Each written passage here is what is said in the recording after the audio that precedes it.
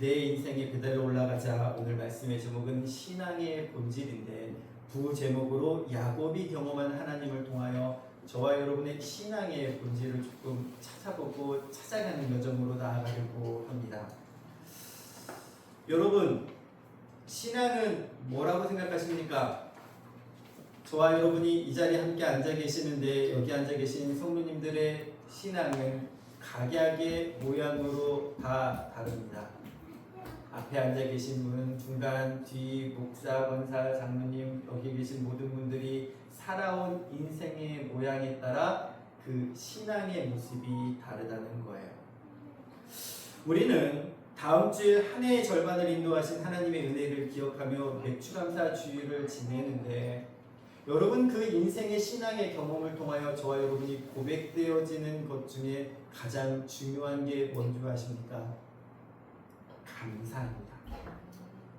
인생에 감사가 없는 사람은요, 아직 하나님을 진실되게 만나지 못한 사람이에요. 인생에서 감사를 모르는 사람은요, 아직 하나님이 주신 은혜를 전적으로 고백하고 있지 못하고 있다라고도 볼 수 있습니다. 신앙의 본질, 야곱이 경험한 하나님, 야곱이 그 인생의 걸음 가운데 무엇을 경험하여 이제 오늘 본문에 있는 베델로 올라가자라고 하면서 자신의 가문을 데리고 베델로 올라가려고 하는 걸까요? 신앙의 본질은요, 어떻게 보면은 내 인생 가운데 내가 얼마나 하나님을 만나고 경험했느냐로 고백되어집니다. 오늘 본문의 야곱은 마침내 베델에 이르러 하나님께 제단을 쌓고 예배드리러 올라갑니다. 그러나 그가 처음부터 이런 예배자의 삶을 살았던 것은 아니에요. 하나님을 인격적으로 경험하기 전 야곱의 인생은 자신의 힘과 깨로 가득했던 인생이었음을 우리가 계속해서 보고 있습니다. 그의 이름 야곱의 뜻처럼 그는 타인을 속이고 발꿈치를 잡아가면서 자신이 원하는 것을 쟁취하려 했던 인물입니다. 그는 그렇게 속이는 삶을 살 때 아직 하나님을 경험하지 못했어요. 그런데 광야길을 걸어가며 삼촌 라반의 집에서 20년을 겪어가면서 무엇을 경험한 줄 아십니까? 하나님을 경험하기 시작했어요. 아직도 내 생각과 뜻을 내려놓지 않았어요. 그러나 내 삶 가운데 내가 그럼에도 불구하고 나와 함께 하시는 하나님, 그래서 말씀드렸잖아요. 신실하신 하나님, 나의 삶이 부족하여도 내가 연약하여도 기다려주시고 참으시고 그 약속을 이루어 가시는 하나님을 야곱이 뭐하고 있다고요? 경험하고 있다는 거예요. 야곱에게 중요한 거는 하나님의 약속을 붙잡았다는 거예요. 하나님의 약속을 받았다는 거예요. 그 순간부터 하나님은 그 야곱의 인생을 책임져 가기 시작하셨다는 겁니다. 여러분, 그래서 한번 따라할게요. 우리도 하나님을 예수님을 성령님을 경험해야 합니다. 경험한다는 건 만난다는 거예요. 내 인생 가운데 그 하나님을 만나야 한다는 거예요. 여러분, 지난번에 전도를 지지난번에 나갔더니 한 어르신께서 이렇게 저희 신현덕 성도님과 얘기하시다가 저한테 그러더라고요. 저 교회 오라니까 교회 똑같아. 절단이나 스님 믿으나 뭐 교회 예수님 믿으나 다 좋은 분인 거 맞잖아요. 어디 다니면 어때? 그러시는데 제가 여기에서 한 말씀 드리려고 하다 싸움이 될 것 같아서 말씀을 드리지 않았어요. 똑같아요, 여러분? 똑같다고 생각하세요? 아니요. 여러분 이 자리에 앉아 계신 거 똑같이 종교 활동하고 계시는 거예요? 여러분, 종교는 뭔지 아십니까? 아니요. 모르죠. 그래서 알려드리려고요. 종교는요, 사람의 뜻으로 사람의 힘으로 신을 움직이려고 하는 게 종교예요. 절에 가보세요. 사람들이 다 뭐예요? 왜 절할까요? 잘 봐달라고? 100번째? 아니 100번째가 아니죠. 108번째 하면서 절하죠. 애쓰죠. 스님들은 도를 닦습니다. 공부를 해요. 왜요? 그것을 통해 득도라는 것을 하여서 좀 더 높은 반열에 올라가려고요. 내가 성자가 되려고, 의로운 자가 되려고 애씀을 통하여 신으로 하여금 움직이게 하려는 거예요. 그래서 뭘 바칩니까? 재물을 바쳐요. 많은 걸 갖다 드려요. 공양을 해요. 공양을 많이 하면 많이 할수록 나에게 뭐가 온다? 복이 온다고 믿는 거예요. 여러분 진짜 그럴까요? 그럼 여러분의 신앙에도 그런 게 우리 교회 안에도 자리매김하고 있지 않을까요? 헌금을 많이 한 사람 복 많이 받습니까? 기도를 많이 한 자가 복을 더 많이 받는 걸까요? 예배를 더 잘 드리는 자가 그게 우상이 되어질 수 있다는 거예요. 우상은요, 우리 인생길 앞에서 내가 무엇인가를 할 수 있는 것, 나의 유익함을 놓는 그 순간부터 우상이 되어져 버릴 수가 있어요. 이번 세미나를 갖다가 그 목사님이 그러시는 강의하러 오시는 목사님이거든요. 목사님 목회가 우상이 될 수 있어요. 그러시는 거예요. 목회에서 무엇을 구하면 나의 유익을 구하는 순간 그 목회가 우상이 되어져 버릴 수 있다는 거죠. 아, 진짜 그렇구나. 여러분, 우상이라는 것이요 다른 게 아니에요. 저와 여러분의 인생길 가운데 뭔가 만들어 놓고 섬겨야 우상이라고 하면요, 아니에요. 나의 유익을 구하는 걸 찾는 그 순간 우리는 그 우상에 빠질 수 있다는 거예요. 하나님은요, 야곱의 인생길 가운데 너 그동안 너의 유익만 구하며 살아왔지, 그것 때문에 사람을 속였지, 그것 때문에 인생을 살았지 라고 여기시는데 그 인생에 뭘 주십니까? 고난과 역경을 주시면서 그 인생을 경험하게 하시는 거예요. 내 힘과 깨로 악착같이 쌓아올린 인생. 여러분, 만약에 제가 가서 여러분 집에 있는 통장을 이렇게 봤어요. 눈이 땡그레졌어요. 이렇게나 많이 모으셨어요? 그러니 그러시는 거예요. 제가 죽도록 일했슈. 미친 듯이 일해서 뭐하나슈. 제가 그래서 그럼 이거 저 주실 수 있어요? 옆집에서 벌써 입이 벌어졌어. 이러지. 누구 거예요? 누구 거예요, 여러분? 내 거죠? 누가 노력한 거예요? 내가 노력한 거죠. 그게 나의 의예요. 근데 신기하게도 이게 신앙생활에도 동일하게 적용돼요. 목사님, 저 여태까지 예배 빠진 적 없어요. 제가 헌금을 얼마나 했는데요. 교회 이거 다 제가 하는 거예요. 한 게 중요한 겁니까? 받으신 게 중요한 겁니까? 드림을 통하여 이미 끝난 거거든요. 근데 우리는 거기에서 나의 의의를 찾으려고 하는 순간 그게 뭐가 되는 줄 아십니까? 우상이 되어버린다는 거예요. 하나님은 그걸 통하여 저와 여러분을 구원하시는 게 아니에요. 우리는 이것을 말씀을 통해 깨달아야 된다는 거예요.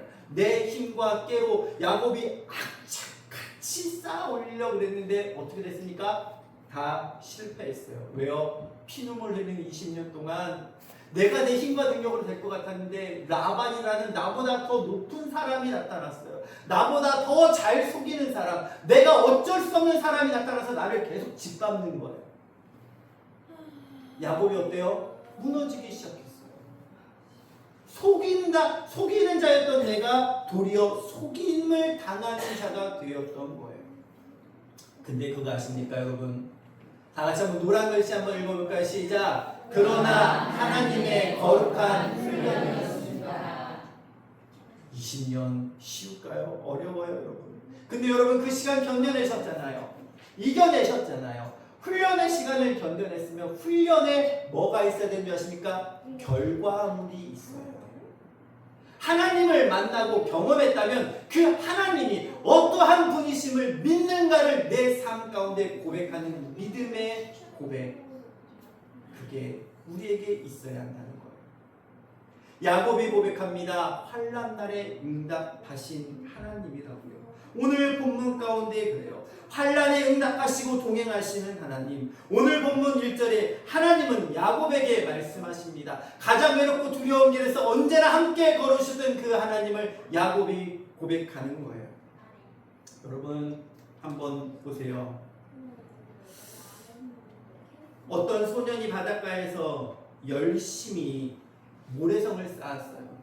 저희 아이들도 가끔 바닷가에 데리고 가면 지들 둘이서 막 파가지고 열심히 쌓아요. 근데 파도가 점점 들어오게 되고 파도가 치면 그 모래성이 어떻게 되죠? 한순간 무너져 버려요. 정말 멋있게 아름답게 이 소년이 열심히 모래성을 공사하였는데 조개 껍데기로 문을 만들고 정석과 탑을 쌓았어요. 소년에게는 그 모래성이 자신의 전부이자 온 힘을 다해 만든 인생의 역작처럼 느껴졌어요. 저희 중환이도 그런 데서 만들기 잘하거든요. 근데 가가지고 제가 한번 주먹으로 팍 때리는 순간 눈빛이 어떻게 달린 줄 아십니까? 확 달라. 내가 어떻게 만든 건데? 내가 어떻게 만든 건데? 왜요? 조금 있으면 한순간 뭐 해질 걸 몰라요? 무너질 걸 모르는 거예요.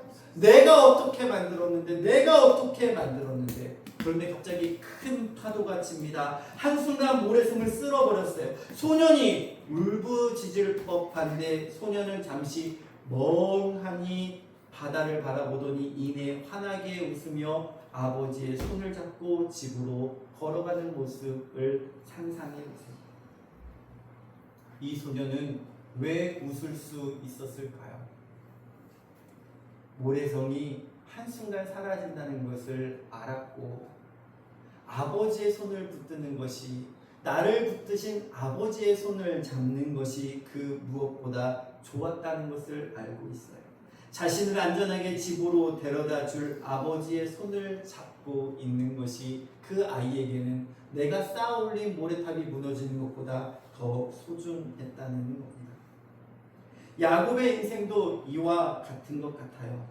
내 힘으로 모래성 같은 재산과 성공을 쌓으려 할 때 늘 불안하고 속이는 인생이었어요. 그러나 라반의 훈련을 통해 그 모래성이 무너지는 경험을 한 후 야곱은 비로소 자신을 붙들고 계신 하나님 아버지를 아버지의 손을 보고 경험했던 거예요. 파도가 밀려와도 나를 본향으로 인도하실 아버지가 계시기에 야곱은 불안을 버리고 감사의 예배를 드릴 수 있는 모습으로 지금 되었다는 사실입니다. 저와 여러분의 인생을 붙잡고 나아가고 있는 그것이 무엇입니까? 모래성이 무엇입니까? 자신의 방법을 내려놓고 하나님의 손을 붙잡는 것을 주님은 오늘 저와 여러분에게 요청하고 계십니다. 모래성이 무엇일까요? 나의 우상이에요. 이것을 우상을 버리는 것이라고 이야기합니다. 모래성이 흐드러진 것을 버리고 아버지의 손을 붙잡는 것. 여러분, 우상이 무엇입니까? 무엇인가를 만들고 섬기는 것, 이것을 성경에서 우상이라고 말하고 십계명에서도 그렇게 하나님께서는 우리에게 무엇인가 만들고 거기서 절하지 말라고 명하셨어요. 우상은요, 꼭 눈앞에 보이는 것만을 말하지 않습니다. 우상이라는 것은 내 앞에 나를 유익하게 하는 모든 것, 하나님 이외의 모든 것을 만들고 섬기는 것을 우상이라고 이야기해요. 저와 여러분 한번 생각해 보세요. 나를 유익하게 하는 건 무엇입니까? 그 유익하게 하는 거요, 저와 여러분이 지금 쫓고 있는 것과도 마찬가지예요. 명예, 권세, 물질, 건강, 하나님 위해 생각하는 나를 유익하게 한다는 것, 혹은 내 몸을 좋게 한다고 먹는 약들, 이런 것들이 있지 않겠습니까? 그게 우상이 되어져 버린다는 거예요. 우상은요, 꼭 눈앞에 무엇인가를 만들어 섬기는 그 우상만을 말하는 것이 아닙니다. 우상은요, 사람이 될 수도 있어요. 우상은요, 물질이 될 수도 있어요. 우상은 나 자신이 될 수도 있어요. 우상은 자녀가 될 수도 있고 물건이 될 수도 있고, 때로는 우리가 지금 믿고 있는 이 행위 자체가 우상이 되어져 버릴 수도 있다는 거예요. 나 자신의 유익을 위하여 모든 것이 우상이 된다는 것. 내 자신을 유익을 위하여 만든 모든 것들, 즉 저와 여러분이 좋아하는 것, 그게 우상이 된다는 거예요. 하나님 이외에 좋아하는 것들. 야곱의 자신의 꾀, 지혜, 삶의 방식을 의지하고 살아가고 있는 것, 그 모든 것이 우상이었던 거예요. 하나님은 야곱의 인생에 찾아오셔서 자신이 그와 함께 있다는 것을 알려주시고 그 인생의 우상을 하나하나 모래성이 파도에 휩쓸려 사라지듯 그렇게 쌓아올린 우상들을 과감하게 버리게 하십니다. 그리고 하나님은 야곱을 베델로 올라가라고 명하셔요. 한번 따라해 보실까요? 내 안에 우상을 과감하게 버립시다. 여러분 버리셔야 해요. 내가 좋아했던 것. 그게 저와 여러분의 삶을 끝까지 이루어가게 하는 게 아니라는 거. 내 안의 우상을 과감하게 버리셔야 해요. 그리고 저와 여러분 어디로 올라가야 되는 줄 아십니까? 한번 따라해 볼까요? 베델로 다시 올라갑시다. 그 베델은 하나님을 만난 곳이었어요.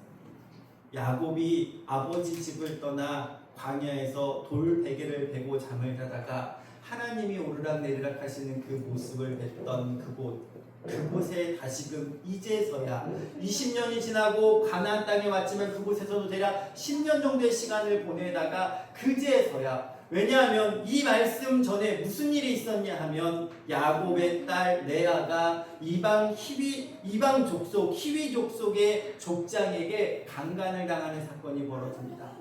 이 사건을 통해 무슨 일이 일어났느냐? 야곱의 자녀들이 할례를 빌미로 그 히위 족속의 사람들을, 할례를 쓰게 남자들이 못 싸울 거 아니에요. 너희들 이걸 하면은 우리가 우리 민족으로 받아주겠다고 거짓 맹세를 하고 그들을 쳐서 죽이는 사건이 일어나요. 그러니 히위 족속 그 당시에는요 피해 복수라는 게 있어서 그 지역에 있는 이스라엘 백성단이 12지파가 되면 이러한 것들이 생기는데 한 지파가 부당하게 공격을 당하면 그 주변에 있는 족속들이 함께 모여서 그 복수를 해주는 거였어요. 지금 야곱에게 무슨 일이 일어났냐면 자식들이 자신들이 모르게 이 복수를 저지름을 통하여 이방 족속들이 연합하여서 자신을 죽이게 되게끔 만든 상황이 지금 도래하게 된 거예요. 에서의 위협 가운데 피해서 이제 어느 정도 평안함을 느낄 거라 여겼는데 도리어 더 큰 화가 다가오고 있었던 거예요. 피할 길이 없었던 거예요. 내 힘으로 내 능력으로 도망가야 하는 상황. 근데 그때 하나님께서 야곱을 통해 뭘 하라고 그러죠? 베델로 올라가라. 베델로 올라가래요. 왜요? 그곳에 누굴 만났으니까요. 하나님을 만났거든요. 에서가 400명의 장정들을 데리고 온다는 소식을 듣고 형이 나를 죽이러 오나? 내가 만나야 하나? 어떻게 해야 되나? 자신의 생각과 방법으로 다 짜놨지만 아직도 마음이 불안할 그때 야복강에서 하나님을 만나고 하나님의 천사와 씨름하고 환도뼈가 철뚝발이가 되는 그 상황 가운데 야곱은 그때 이스라엘이라는 이름을 받게 됩니다. 하나님을 만났어요. 그리고 그때 상황은 변한 게 없는데 자신의 마음 가운데 무엇이 생겨? 담대함이 생겨서 형 앞에 나아가요. 근데 형이 어떻게 합니까? 와서 왈칵 안아주는 거예요. 울면서. 20년 만에 재회였어요. 20년 전에 형이 나를 죽일 거라는 이야기를 듣고 떠났는데 형이 나를 안아주고 있는 거예요. 야, 저 대열들은 다 뭐냐? 형님에게 주려고요. 형님의 마음을 풀어주려고요. 나 이런 거 필요 없어. 이미 나도 많은 걸 가지고 있어. 아니요, 제발 형님 가져가 주세요. 강권하여 그에게 줍니다. 아직도 마음에 불안함이 있는 거예요. 그랬더니 에스가 그걸 가지고 가면서 떠나가요. 하나님이 인도하신 걸음이요. 여러분, 내 힘과 능력은요 그 작은 두려움 하나 이겨내지 못해요. 근데 야곱이 그때 뭘 붙잡고 나아간 줄 아십니까? 하나님의 말씀을 붙잡고 나아가요. 믿음의 사람은요 한 발짝 내딛는 것도 때로는 어려워요. 사랑하는 거요, 섬기는 거요, 겸손하는 거요. 여러분, 사랑은 뭔 줄 아십니까? 좋아하는 거 말씀드렸잖아요. 유익을 위하여 찾는 것은 좋아한다. 그럼 사랑은 뭐예요? 부모가 자녀를 사랑한다. 그 안에는 뭐가 들어있는 줄 아십니까? 뭐가 들어있을까요? 뒤에서 잠깐 나온 헌신. 또 뭐가 있을까요? 비슷한 단어이긴 해요. 근데 중요한 단어가 하나가 들어있습니다. 그건 뭔지 아십니까? 다 같이 한번 따라할게요. 손해. 부모는 자녀를 사랑하는데 뭘 감수해요? 손해를 감수해요. 시간의 손해, 감정의 손해, 모든 손해를 감수하고 자신에게 나아갑니다. 근데 하나님은 자신 스스로를 뭐라고 말씀하십니까? 하나님은 무엇이라? 사랑이시라. 하나님이 사랑이시라고 할 때 하나님은 그럼 뭐를 감수하시겠다는 거예요? 손해를 감수하시겠다는 거예요. 하나님은 사랑이시라. 하나님이 누구를 사랑하신다? 저와 여러분을 사랑하신다는 거예요. 그건 뭘 의미하는 것입니까? 손해를 감수하고서라도 내가 너희에게 다가가고 내가 너희를 지키고 내가 너희와 함께 하겠다는 거예요. 그 하나님을 야곱이 지금 경험하고 있는 거예요. 하나님이 손해를 감수하시고 자신의 아들 독생자를 이 땅에 보내주신 거예요. 왜요? 저와 여러분을 뭐 하시니까요? 좋아하신 게 아니라는 거예요. 사랑하시는 거예요. 좋아한다는 것, 저와 여러분의 무엇인가를 유익을 빼내려고 한 것이 아니라 내가 너희에게 모든 것을 다 줄지라도 내가 너희를 사랑한다. 그 사랑을 경험하셔야 해요. 그 사랑을 누리셔야 해요. 그리고 그 사랑을 저와 여러분이 하셔야 돼요. 목사님 어떻게 해요? 여러분, 원수는 누구입니까? 왼수, 원수. 성경에 내 원수를 사랑하라고 되어 있어요. 혹시 지금 머리 가운데 지나는 원수들 있으십니까? 원수요? 대적이요. 죽이고 싶은 사람, 죽도록 원망하는 사람, 보기만 해도 짜증이 나고 보기만 해도 승질이 나는 사람, 그 사람한테는 어떤 좋은 말도 나가지 않는 사람. 근데 성경 공부하다가 딱 맞았어요. 원수는요, 나 위에 모든 사람이에요. 생각해 보세요, 여러분. 사랑해서 결혼했지만 내 남편이 뭐가 될 때가 있어요? 원수가 될 때가 있어요. 일평생 동네에서 같이 지냈는데, 정말 사이가 지냈는데 한순간 뭐가 될 수 있어요? 원수가 될 수 있어요. 교회 안에서는 안 그럴까요? 여러분과 저의 관계가 좋을 때는 좋다가 한순간 틀어지기 시작하면 서로 뭐가 되는 줄 아십니까? 원수가 돼요. 그리고 교회 안에서 싸움질을 무지하게 해요. 너무 좋을 때는 몰라요. 좋아하는 사람을 좋아하는 것은요, 사랑이 아니에요.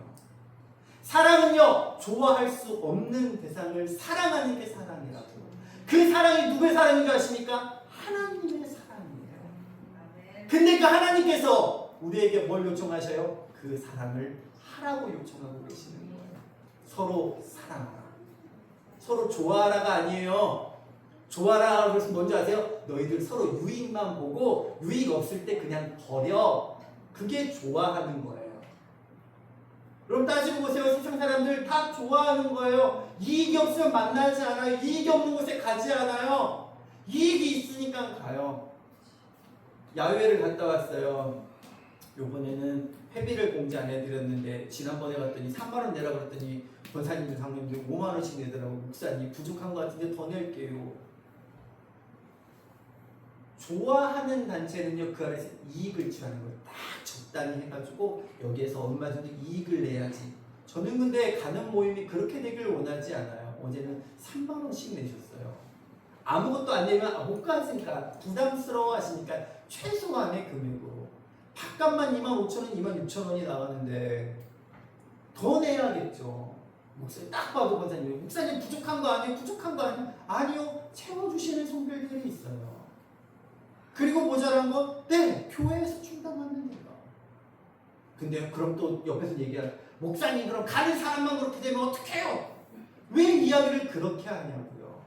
그런 이야기가 아니라고요. 가실 수 있는 분은 가셔서 하면 못 가시는 분들은 교회 안에서 누리면서 은혜를 나누면 돼요. 나는 가고 너는 못 가는데 그렇게 따지는 교회가 아니라고요. 손해를 감수하는 거라고요. 신앙생활은요. 이익을 딱 잘라서 여기는 이익될 곳, 이익되지 않을 곳, 너는 믿고 너는 안 믿고 너는 내가 좋아하는 사람, 좋아하지 않는 사람으로 갈라치게 하는 것이 교회가 아니라고요. 뭐 하라고 하셨다고요? 사랑하라 하셨다고요. 그 사랑은 내가 손해보는 거예요. 다 같이 한번 따라하면 신앙생활은 손해보는 겁니다. 전도할 때 가장 힘든 게 뭔지 아십니까? 목사님 해도 안 돼요. 저희들이 지금 전도하면서 매달 한 주에 10만 원씩은 나가요. 그럼 한 달에 2번 나가면 20만 원씩이거든요. 1년이면 240에다가 부여까지 나가니까 대략적으로 안 쓰던 돈을 300에서 400만 원을 쓰게 되는 거예요. 작은 돈이 아니에요. 근데 거기에서 무슨 열매? 나타날 수도 있고 안 나타날 수도 있어요. 다 뭐 하는 거예요? 손해예요. 재정적으로 보면 손해예요. 근데 하나님의 입장에서 그거는 흘려보내는 거예요. 여러분, 신앙생활은 손해보는 거예요. 저와 여러분 손해보시기를 바라요. 손해보시는 걸 감사하시길 바라요. 왜요? 누가 기억하시니까요? 하나님이 기억하신다는 믿음이 우리 안에 있는 거예요. 하나님이 기억하신다. 하나님이 알아주신다. 하나님이요. 그래서 베델에 올라가려고 했는데 야곱이 그냥 올라가요? 아니요. 이제 모습이 달라졌어요. 정결한 마음을 가지고 자신들의 부족 안에 있는 야! 우상 것들이 있으면 다 갖고 나와! 그래 상수리 나무에다 다 묻어버려요. 땅에 묻는다고요. 귀한 거예요? 귀하지 않은 거예요? 귀한 거예요. 금붙이에다가 여러 가지 우상들 귀하게 만들고 섬겼던 거 다 내어버리고 이제 어디로 올라가자? 베델로 올라가자. 거기는 누가 계시는 곳이? 하나님을 만난 곳이니 이제 그 하나님께 나아가겠다는 거예요. 창세기 35장 1절 한번 나가 읽겠습니다. 시작. 하나님이 야곱에게 이르시되 일어나 내 피하여 도망하던 때 내게 나타났던 하나님께 거기서 제단을 쌓으라 하시니라. 지금 이방 족속이 나를 죽이려고 하는 그 불안 가운데 있는 거예요. 에서가 나를 죽이려고 했듯이. 근데 그때 하나님께서 야! 그때 내가 너를 만난 그곳에 올라가봐! 그랬더니 야곱이 올라갑니다. 3절 읽겠습니다. 시작. 우리가 일어나 베델로 올라가자. 내 환난 날에 내가 응답하시며 내가 가는 길에서 나와 함께 하신 하나님께서 내가 거기서 제단을 쌓으려 하노라. 네. 여러분, 위험하고 두려운 순간이 계십니까? 올라갑시다. 베델로 올라가는 거예요. 베델을 향해 올라가는 거예요. 왜요? 내 환난 날에 내가 응답하시며 내 가는 길에서 나와 함께 하신 하나님께서 거기에서 내가 제단을 쌓으려 하노라. 내가 제단 앞에 나아가 주님 앞에 예배드리겠다는 주님을 찬양하겠다는 거예요. 상황은 변한 게 아무것도 없습니다. 이방족들이 나에게 오는지 안 오는지도 몰라요. 근데 두려운 마음을 갖고 주님 앞에 가는 거예요. 누굴 만났듯이요? 에서를 만났듯이요. 두려움을 이겨내는 거요. 무엇으로 이겨내는 줄 아십니까? 주님의 말씀을 붙잡을 때 이겨낼 수 있는 거예요. 이게 뭔지 아십니까? 다 같이 한번 따라해 보실까요? 성령님의 도우심. 목사님 사랑하라고요? 못해요. 죽어도 못해요, 목사님. 네, 못하죠. 내 힘으로는 못해요. 그때 뭘 붙잡는 줄 아십니까? 그래, 나는 안 되는데 하나님의 말씀을 붙잡지. 목사님의 말씀을 붙잡지. 오늘 살아가시라는 그 말씀을 내가 붙잡을 거야. 그리고 한 발 내딛는 거예요. 내 힘으로가 아니에요. 그거는 하나님의 말씀을 붙잡고 나를 움직이는 거예요. 그때 뭐가 나타나는 줄 아십니까? 기적이 나타나는 거예요. 하나님의 일하심을 그때 경험하는 거예요. 움직이지 않으면, 말씀을 붙잡지 않으면 절대 하나님의 일하심을 경험할 수 없게 되어져요. 그때 찾아오는 게 뭔지 아십니까? 한번 따라해볼까요? 원망을 감사로, 감사를 사랑으로. 자식들이 원망스러웠을 거예요. 딸 디나가 원망스러웠을 거예요. 왜 이방 족속 여인들을 왜 쳐다보려고 그들에게 갔니? 거기에서 왜 겁탈을 당해서 강간을 당해서 이 어려운 상황을 만들고 너희들은 왜 나와 상의하지 않고 할례한다 그러면서 그들을 할례받게 만들어놓고 그 밤에 찾아가서 그들을 다 죽였니? 야, 이 상황이 지금 우리에게 얼마나 큰 위험인지 아니? 자식들은 원망해야겠거든요. 근데요, 하나님의 음성을 들었더니 원망이 아니라 주님을 바라보게 된 거예요. 그리고 그동안 나의 인생길 여기까지 함께 하신 하나님을 바라보면서 베델로 올라가라는 그 말씀에 순종하여 올라가는데 그제서 느낀 거예요. 하나님께서 나를 사랑하시는구나. 하나님이 나를 보호하시는구나. 하나님이 나를 지키시는구나. 몰랐어요. 야곱은 하나님 막으심을 통하여 이방 족속들이 자신에게 다가오지 못하고 있는 것을요. 여러분, 감사의 능력은요, 우리가 할 수 없는 일을 하게 만듭니다. 우리가 갈 수 없는 길을 가게 만들어요. 내가 느끼지는 못하지만 하나님의 보호하심과 은혜가 나에게 넘치게 채워지는 것이 바로 그곳에서부터 이루어진다는 사실이에요. 좋아요, 여러분. 하나님을 어떻게 고백하고 경험하고 계십니까? 요셉이 창세기 45장 4절과 5절에 나옵니다. 그가 애굽의 총리가 되어서 시간이 세월이 많이 흘렀어요. 감옥에 갇혔다가 보디발의 감옥에 갇혔다가 왕의 감옥에 갇혔다가 여러 가지 상황을 통해 애굽의 총리가 됐어요. 환난과 기근 가운데 하나님 주신 지혜로움으로 그것을 잘 견뎌냈을 때 형제들이 자신 앞에 곡식을 사러 왔어요. 그때 형제들을 만나요.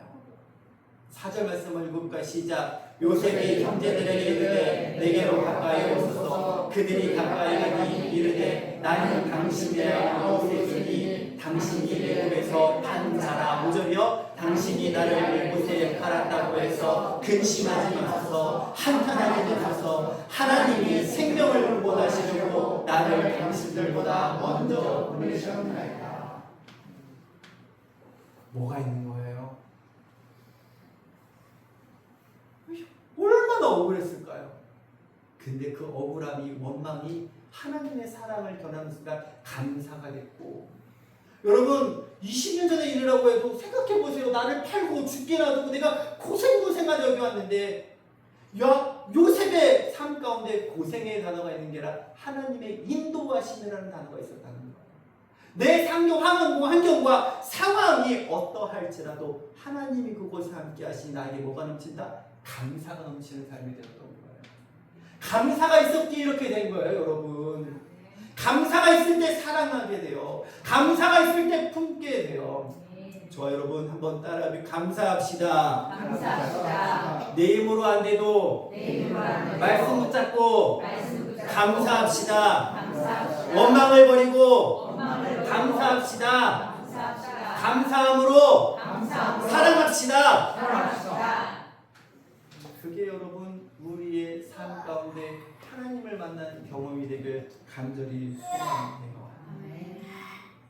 오늘 말씀 7절에 보니 그가 거기서 제단을 쌓고 그곳을 엘베달이라 불렀으니 이는 그의 형의 낯을 피할 때에 하나님이 거기서 그에게 나타나셨음이더라.